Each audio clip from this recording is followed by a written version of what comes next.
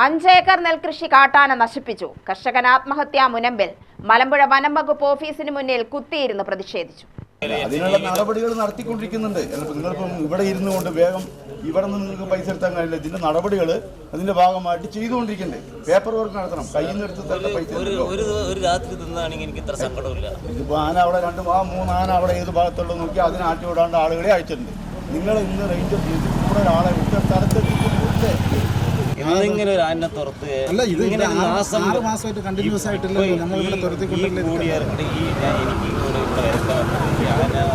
ഉള്ള കാരണമല്ല സാർ ഇവിടെ വരേണ്ട സാർ ഇതിന് ഒരു ഇതിന് നേരത്തെ തന്നെ തുറത്താനുള്ള ശ്രമങ്ങൾ നടത്തിയാണ്. ഇങ്ങനെ രാവിലെ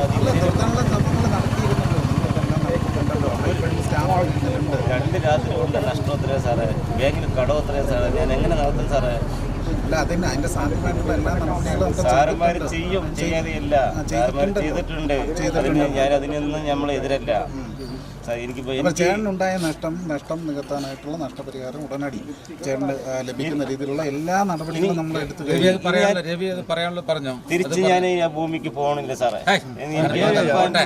അങ്ങനെയൊന്നും പറയണ്ട. നമ്മളിപ്പോൾ കൃഷിക്കാർ നഷ്ടപരിഹാരം ഇവിടുന്ന് വാങ്ങിയെടുക്കുക, കൃഷി നന്നായി ചെയ്യുക, ആന വരാതിരിക്കാനുള്ള ഏർപ്പാട് സാർമാർ ചെയ്താൽ മതി. എനിക്ക് മാത്രം ബാധിക്കുന്ന ഒരു കാര്യമാണ്. എല്ലാവർക്കും ബാധിക്കുന്ന കാര്യമാണ്. കൊട്ടേക്കാട് സ്വദേശി രവീന്ദ്രനാണ് പരാതിയുമായി രംഗത്തെത്തിയത്. 10 ദിവസം കഴിഞ്ഞാൽ കൊയ്ത്തിന് തയ്യാറായ കൃഷിയാണ് നശിപ്പിച്ചത്. 3 ലക്ഷം രൂപ കടമെടുത്താണ് കൃഷി ഇറക്കിയതെന്ന് രവീന്ദ്രൻ പറഞ്ഞു. 200 മീറ്ററോളം പൈപ്പിട്ടാണ് വെള്ളം കൊണ്ടുവന്നത്. അതും കൃഷിയും പൂർണ്ണമായും നശിപ്പിച്ചതായി രവീന്ദ്രൻ പറഞ്ഞു. ബാക്കിയായി ഒന്നുമില്ല. ഇനി 4 സെന്റ് ഭൂമി മാത്രമാണുള്ളത്. സർക്കാർ തന്ന വീടും. വനംവകുപ്പ് ഉദ്യോഗസ്ഥരെ വിവരമറിയിച്ചിട്ടും ആനയെ തുരത്താൻ സഹായിച്ചില്ലെന്ന് രവീന്ദ്രൻ പറഞ്ഞു. ഞാൻ 13 വർഷമായി ഈ പാട്ടത്തിന് കൃഷിയെടുത്ത് ചെയ്തുകൊണ്ട് തുടങ്ങിക്കൊണ്ടിരിക്കുന്നത്. അതിൽ എൻ്റെ മക്കളുടെ വിദ്യാഭ്യാസം, എൻ്റെ ജീവിതം എല്ലാം ഈ ഭൂമിയിൽ കിടക്കണം. അത് കൊയ്യാൻ ഇനി 10 ദിവസം കൊണ്ട് കൊയ്യാനായി. അത് 3 ലക്ഷം റുപ്യ ഞാൻ സഹകരണ ബാങ്കിൽ നിന്ന് ഭാര്യൻ്റെ കെട്ടുതാലി മക്കളുടെ അടക്കം വെച്ച് ഞാൻ പണയം വെച്ചിട്ടാണ് 4% പലിശയ്ക്ക് എടുത്തിട്ടാണ് ഈ കൃഷിഭൂമി ഇറക്കിയത്. ഈ പ്രതീക്ഷകൾ മുഴുവൻ എന്നെ തെറ്റിച്ചു. എൻ്റെ ജീവിതമേ തകർത്തു. ഇനി എനിക്കിനി വീട്ടിൽ പോകാനോ എടുക്കാനോ എനിക്കൊണ്ട് സാധിക്കില്ല. എനിക്ക് ഇനി അത് നികത്ത ഒരു കാരണവശാലും എൻ്റെ അടുത്ത് ഒന്നുമില്ല. ഒരു 4 സെൻറ്റ് ഭൂമിയും സർക്കാർ തന്ന ഒരു വീടും അതല്ലാണ്ട് എന്നെ വിൽക്കാൻ വേറെ ഒന്നുമില്ല. ഇതിന് തിരിച്ചെടുക്കാൻ ബാങ്കിൽ ഞാൻ എന്ത് പറയുന്നോ ആ ബാങ്ക് എൻ്റെ പേരിൽ എന്ത് ആക്ഷൻ എടുക്കുന്നോ എനിക്കറിയില്ല. എന്താണെന്നുള്ളത് എൻ്റെ 200 മീറ്റർ ഓസ് അതിന് അങ്ങനെ ഈ ചുരുട്ടി കൂട്ടി നാശമാക്കി അവിടെ പാടത്തിട്ടാക്കണം.